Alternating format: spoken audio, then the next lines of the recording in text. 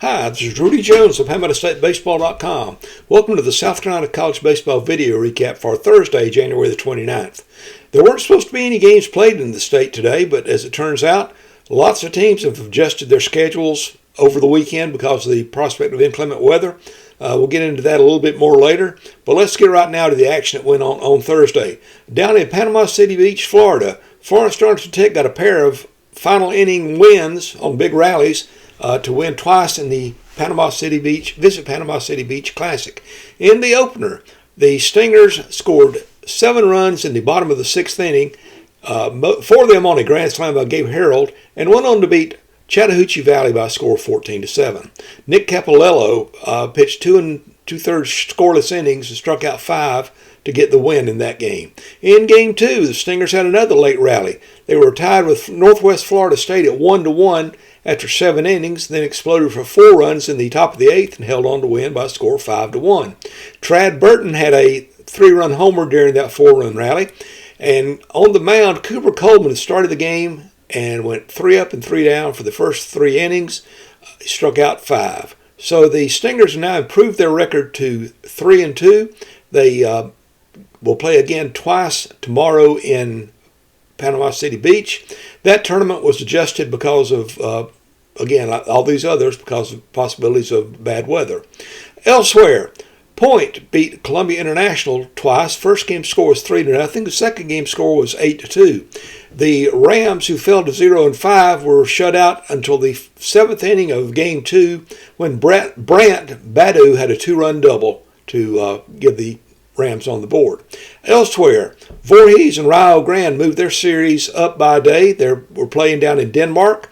Rio Grande and Voorhees were tied at 7-7 going to the 8th inning in Game 1, but Rio Grande broke open with 5 runs, and Voorhees could only answer with 1, so the Game 1 final score was Rio Grande 12, Voorhees 8. That was the opening game for Bruce Martin as the Tigers head coach. In the nightcap, it was not quite as nice for the Tigers. Rio Grande jumped out to an early lead and won that game 13-2. Those teams were scheduled to play another doubleheader on Friday, weather permitting, down in Denmark. And in the final game of the day, down in Allendale, number 1 Walter State, they were ranked number 1 in the Perfect Game USA rankings for junior colleges, which came out earlier this week. They got their 3rd straight run rule victory over USC Salkehatchie, winning today by a score of 20-2 in 7 innings. The series was set up because Walter State's original home series against Hartford of Maryland this weekend was canceled because of the weather. So they were able to quickly schedule a series with USC Salkehatchie, who they beat twice last week. They originally were going to play a pair of games today, decided to play just one. They are scheduled to play 2 games tomorrow. Speaking of changes, there were a lot of other changes involving state teams this week. There were a bunch of them even after dark today. As I update it now, it's about 10:45 or so on Thursday. Here's the latest on what I have. Southern Wesleyan and Newberry are now set for a noon Friday doubleheader at Newberry. A scheduled Saturday game at Southern Wesleyan has now been postponed until 6 o'clock on March the 10th. The teams even swapped home and away sites trying to work things out on this. Also, the Mars Hill at USC Aiken series is now set up as a 2 p.m. Friday doubleheader and a single game at 2 p.m. on Saturday. USC Beaufort had a 3-game series with Davis and Elkins scheduled this weekend, but all 3 games have been canceled. Coker also adjusted its weekend series against Belmont Abbey, swapping the home sites around.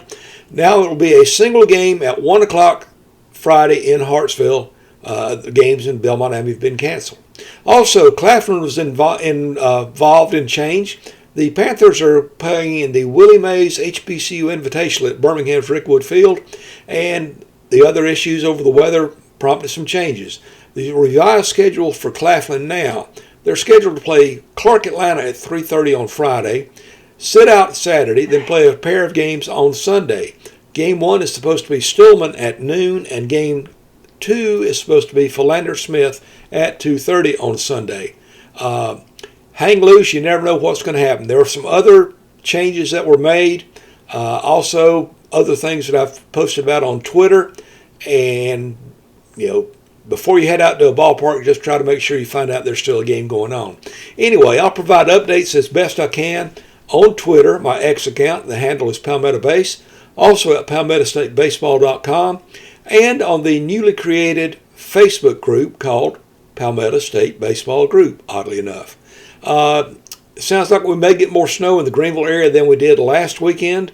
We got mainly ice. Don't know what it's like where you are. Hope you are be able to stay warm, and things will go with as little damage as possible for you. I hope you will continue to follow my reports on college baseball in the state of South Carolina. Stay warm this weekend, and remember, Jesus loves you. This is Rudy Jones of PalmettoStateBaseball.com saying good night.